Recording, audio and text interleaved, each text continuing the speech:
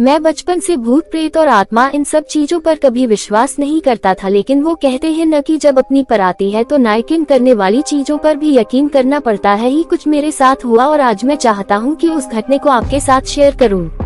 बात उस समय की है जब मैं अपने दोस्त श्याम लाल की शादी में गया था। रात में शादी की सभी रस्में पूरी हो जाने बाद मैंने अपने दोस्त श्याम लाल से अपने घर वापस जाने की इजाजत ली, तो उसने मुझे घर जाने से मना किया और कहा आप रात को रुक जाइए, मैं आपका सोने का इंतजाम कर देता हूँ। अपने दोस्त को परेशान करना अच्छा नहीं समझा, क्योंकि मैं जानता था कि शादी के घर में थोड़ी बहुत परेशानी तो होती ही है। इसलिए मैं अपने दोस्त श्याम को परेशान नहीं होने को कहा और उसके बाद मैंने अपनी बाइक स्टार्ट की और घर वापस आने लगा। उस वक्त रात के 12:30 बज रहे थे। कदम खाली था और चारों तरफ सन्नाटा छाया हुआ था। दूर दूर तक एक भी आदमी नजर नहीं आ रहा था। सड़क के किनारे घना जंगल और पहाड़ भी थे, जो अपने आप में भी एक डर जैसा माहौल बना रहे थे, लेकिन मुझे इनसे क्या फर्क पड़ता, मैं तो बस मस्ती में अपनी बाइक चला रहा था। कई छोटी गांव की बस्तियां थी जिधर से मैं गुजर रहा था।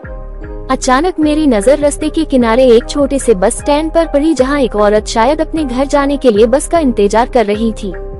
वह लाल और सफेद पाड़ वाले साड़ी पहनी हुई थी और उसके हाथ में एक बड़ा सा हैंडबैग था। उसे देखकर ऐसा लग रहा था जैसे वो किसी ऑफिस से काम करती होगी, लेकिन मैं मन ही मन ये भी सोच रहा था कि आधी रात को वो यहाँ क्या रही है। मैं जब वहाँ से गुजरा तो उसने मुझे रुकने का इशारा किया। मैंने अपनी बाइक रोक दी। ने के साथ वो मेरे नजदीक आए और कहने लगी, क्या आप मुझे थोड़ी दूर छोड़ दोगे?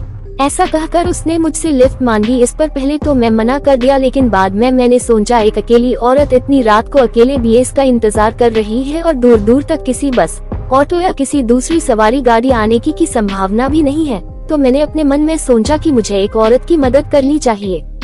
आप भी सोचते अगर आप मेरी जगह होते तो? हुए भी उसे हाँ कह दिया। वह मेरे पीछे बाइक पर बैठ गई और मैंने अपनी बाइक स्टार्ट की चलने लगा। रास्ते में मैंने उस औरत से पूछा कि आप कहाँ रहती हैं और क्या करती हैं। उसने मुझे बताया कि मैं यहाँ एक ऑफिस में काम करती हूँ और मैं पहाड़ के पीछे एक छोटी सी बस्ती है वहाँ रहती हूँ। बाइक चलने के साथ साथ इधर उधर की बातें कर रहा था और वो बड़े प्यार से मेरे हर सवालों का जवाब दे रही थी। सच कहूँ तो मुझे भी उनसे बात करने में अच्छा लग रहा था और मैं इस छोटे से सफर में उनसे काफी घुल मिल गया था। राह चलने के बाद उसने मुझसे मेरा नाम, पता और क्या करते हैं पूछा।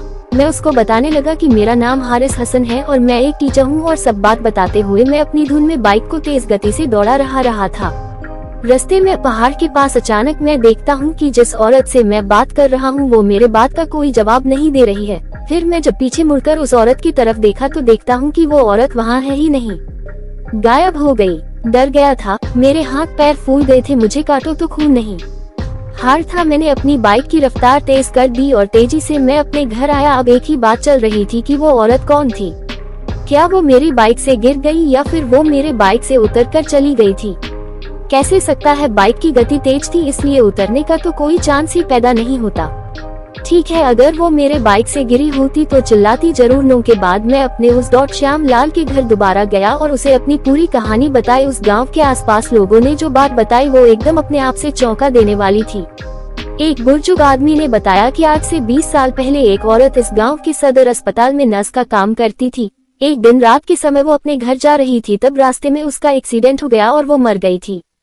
के बाद आज भी उसकी आत्मा भटकती है और राह में आने जाने वाले राहगीरों को परेशान करती है और कई बार तो उनका एक्सीडेंट भी करा देती है। मन में अपने रब का शुक्रिया किया जिससे मेरी उस भटकती आत्मा से कोई नुकसान नहीं हुआ। शायद ये मेरे अच्छे परिणामों का फल था।